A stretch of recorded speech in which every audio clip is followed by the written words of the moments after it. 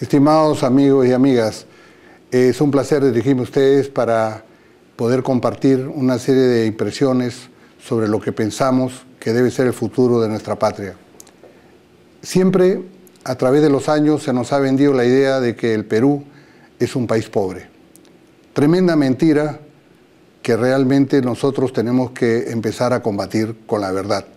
Y la verdad es que somos un país bendecido por Dios, porque realmente nos ha dado todo tipo de recursos. Dios nos dio un mar riquísimo, en todo tipo de peces, en todo tipo de recursos marinos. Nos dio una selva con muchísimos recursos maderables, con hidrocarburos que tenemos que explorar y explotar. Nos dio una cordillera de los Andes realmente llena de minerales polimetálicos como no lo tiene ningún país del mundo. Nos ha dado además una serie de valles interandinos de extraordinaria capacidad y calidad, así como también valles costeros con cientos de microclimas que realmente hacen que podamos tener productos de agroexportación de muchísima calidad.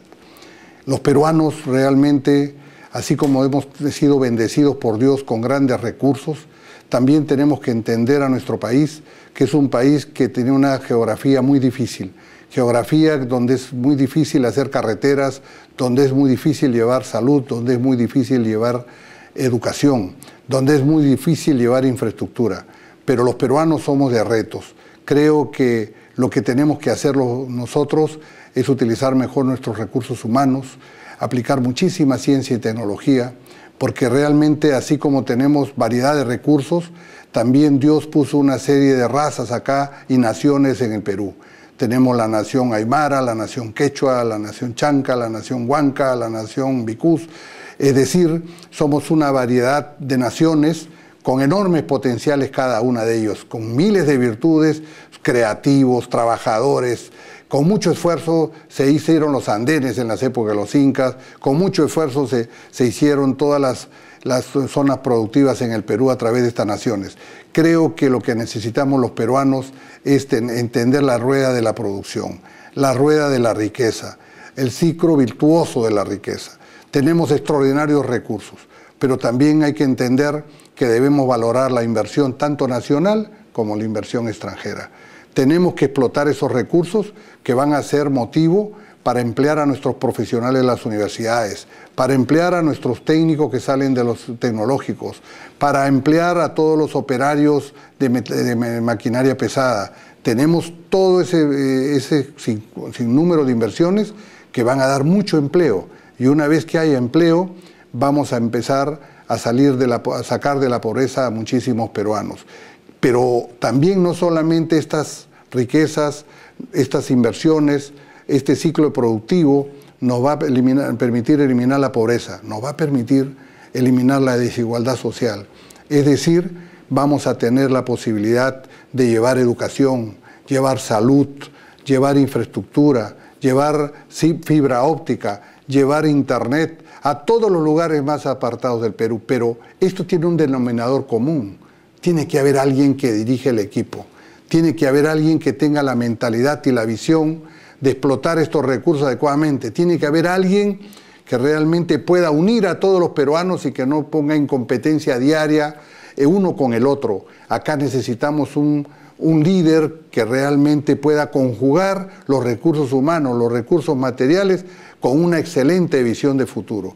Un hombre que tenga honestidad, que sea un hombre probo, que sea un hombre íntegro, que sea un hombre que pueda darle a la población una hoja de vida, donde no solamente se pregone honradez, se pregone conocimiento, sino que se haya probado a lo largo de una vida.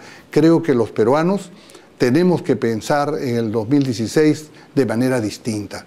Tenemos que revivir las esperanzas de que somos un país rico, revivir las esperanzas de que somos un país que tiene futuro, revivir las esperanzas de que podemos echar a caminar esa rueda de la producción, que tenemos que hacer los peruanos, que todos confiemos en nosotros mismos y que realmente la esperanza y la fe nos lleve adelante. Los peruanos en estos últimos años estamos viviendo tiempos de zozobra, de inseguridad en las calles, inseguridad en nuestros hogares. Hemos soñado siempre en tener un país como el que lo tuvimos hace muchos años atrás, donde podíamos salir a las calles, donde podíamos dejar nuestros autos a veces con las puertas abiertas, nuestras casas sin rejas, donde podíamos realmente nuestros hijos o nosotros mismos poder salir a jugar, cuando siempre teníamos un policía al costado para que nos oriente. Los peruanos soñamos con tener ese tipo de tranquilidad y por eso es que ahora nos angustia el tener esta inseguridad ciudadana. Pero la inseguridad ciudadana tenemos que conocerla y tenemos que leerla bien. En primer lugar, la seguridad empieza por tener buenos ciudadanos. La idea de tener más cárceles, tener más policías, tener más fiscales, más jueces, va en contra de lo que nosotros siempre hemos soñado. Pero es un paso obligado. ¿Qué tenemos que hacer los peruanos para realmente recuperar los niveles de seguridad ciudadana? Tenemos que hacer cumplir lo que está escrito. En Perú existe un Consejo Nacional de Seguridad Ciudadana donde están todos los actores. Está el presidente de la República, está el ministro de Estado, está el presidente del Poder Judicial, está el fiscal de la Nación, está el director del INPE, representante de los gobiernos regionales, representante de los gobiernos locales, la Comisión Anticorrupción, es decir, estamos todos los que debemos intervenir para solucionar el problema de seguridad ciudadana. Pero estos actores tienen que sacar el Plan Nacional de Seguridad Ciudadana, donde tiene un rol principal la Policía Nacional. La Policía Nacional tiene que reestructurarse. Tenemos que tener a todos los policías en servicio actuando contra la inseguridad. De inmediato ya debería haberse eliminado el famoso 24×24. En vez de tener 130.000 policías en las calles, tenemos 65.000 y policías que un día están trabajando para la seguridad privada y al día siguiente van a descansar a las comisarías. En resumen, no tenemos policías en las calles. Por eso es que los zampones están en todos lugares y actúan a diestra y siniestra ante los ojos de la ciudadanía que está espantada de estos actos.